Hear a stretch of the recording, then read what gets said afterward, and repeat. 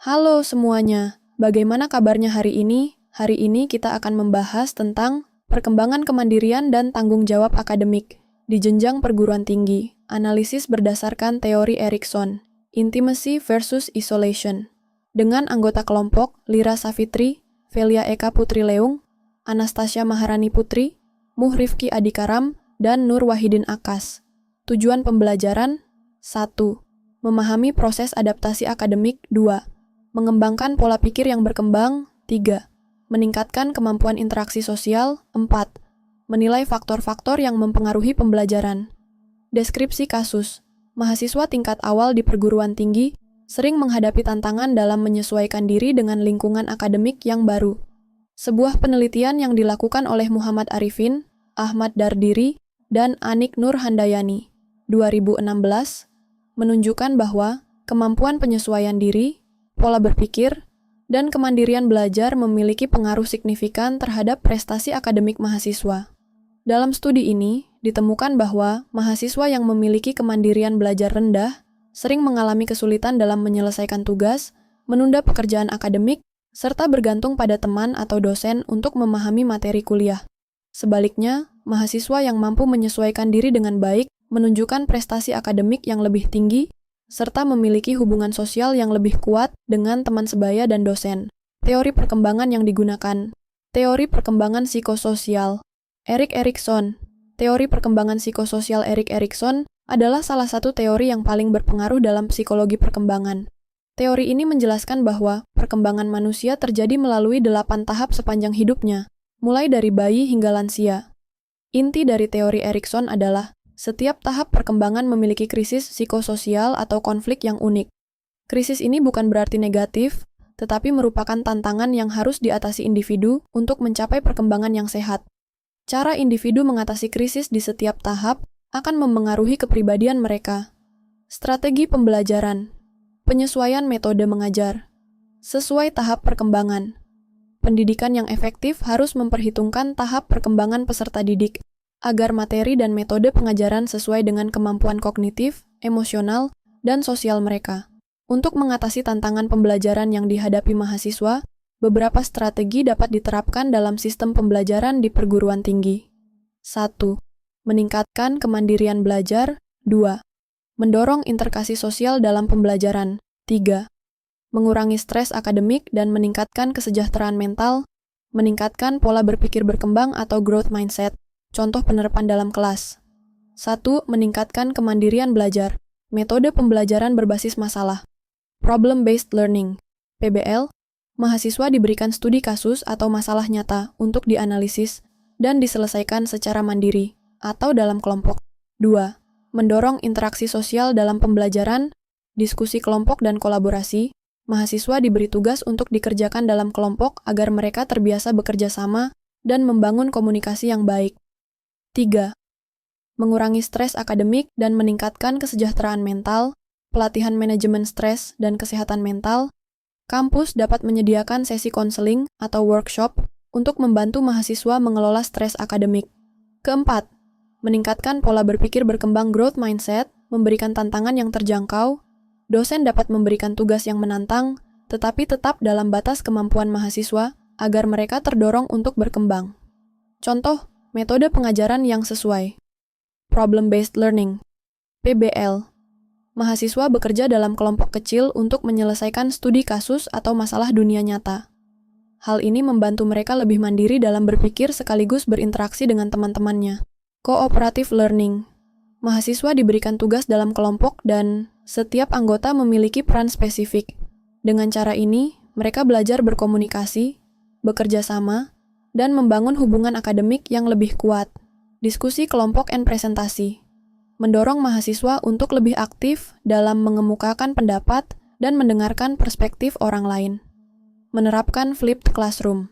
Mahasiswa mempelajari materi terlebih dahulu sebelum sesi kelas, sehingga waktu di kelas digunakan untuk diskusi dan pemecahan masalah.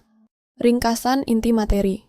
Mahasiswa pada tahap perkembangan intimacy versus isolation, seperti yang dijelaskan oleh Erik Erikson, menghadapi berbagai tantangan unik dalam menyesuaikan diri dengan lingkungan akademik dan sosial mereka.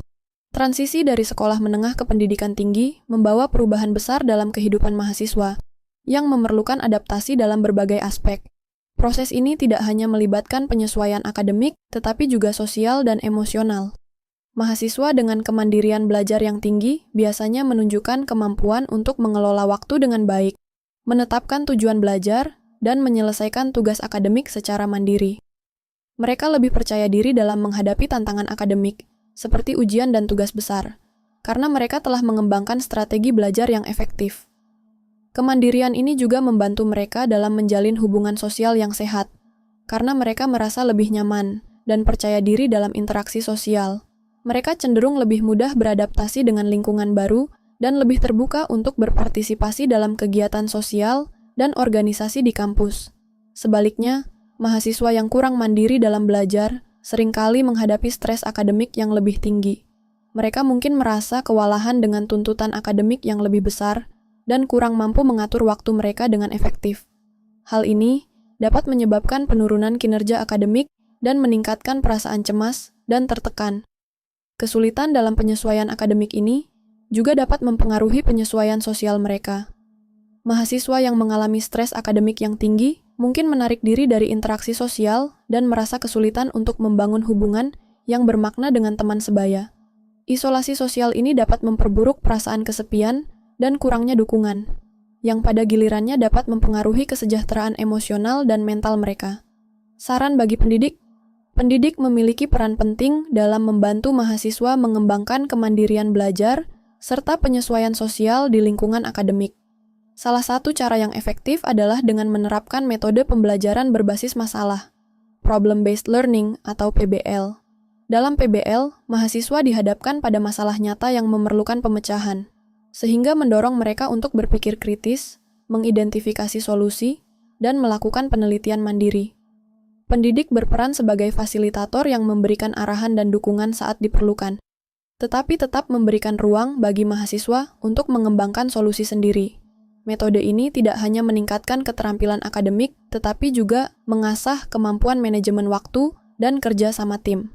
Selain itu, pendidik dapat mendorong mahasiswa untuk belajar secara mandiri, dengan memberikan tugas-tugas yang menantang dan memberikan kebebasan dalam memilih topik atau metode penyelesaian. Pendidik juga dapat menyediakan sumber daya tambahan, seperti buku, artikel, dan video, yang dapat diakses oleh mahasiswa untuk memperdalam pemahaman mereka tentang materi. Selain itu, pendidik dapat memberikan panduan tentang teknik manajemen waktu dan strategi belajar efektif untuk membantu mahasiswa mengembangkan keterampilan belajar mandiri. Interaksi sosial juga merupakan aspek penting dalam pembelajaran. Pendidik dapat memperkuat interaksi sosial melalui kegiatan seperti diskusi kelompok, proyek kolaboratif, dan presentasi. Diskusi kelompok memungkinkan mahasiswa untuk berbagi ide dan belajar dari perspektif yang berbeda. Proyek kolaboratif mendorong mahasiswa untuk bekerja sama dalam mencapai tujuan bersama, yang membantu mereka mengembangkan keterampilan komunikasi dan kerja tim. Presentasi memungkinkan mahasiswa untuk berbicara di depan umum, meningkatkan kepercayaan diri mereka dalam berinteraksi dengan orang lain. Selain itu, pendidik dapat mendorong mahasiswa untuk terlibat dalam organisasi kemahasiswaan dan kegiatan ekstrakurikuler. Keterlibatan dalam organisasi kemahasiswaan dapat membantu mahasiswa membangun jaringan sosial yang kuat, meningkatkan keterampilan kepemimpinan, dan memberikan peluang untuk berpartisipasi dalam kegiatan yang mendukung perkembangan pribadi dan profesional. Selain itu, keterlibatan dalam kegiatan ekstrakurikuler dapat membantu mahasiswa menemukan minat dan bakat mereka, serta memberikan kesempatan untuk bersantai dan melepaskan stres. Penting bagi kampus untuk menyediakan layanan konseling akademik dan psikologis yang dapat diakses oleh mahasiswa. Layanan ini dapat membantu mahasiswa mengatasi stres akademik, masalah pribadi, dan kesulitan adaptasi. Pendidik dapat bekerja sama dengan konselor untuk mengidentifikasi mahasiswa yang membutuhkan bantuan dan merujuk mereka ke layanan yang sesuai. Selain itu, pendidik juga dapat memberikan informasi tentang teknik manajemen stres dan pentingnya menjaga kesejahteraan emosional. Dengan mengadopsi pendekatan-pendekatan ini, pendidik dapat membantu mahasiswa mengembangkan kemandirian belajar yang lebih baik, memperkuat hubungan sosial, dan meningkatkan kesejahteraan emosional mereka di lingkungan akademik. Hal ini pada akhirnya akan membantu mahasiswa lebih mudah beradaptasi dan sukses dalam perjalanan akademik dan sosial mereka.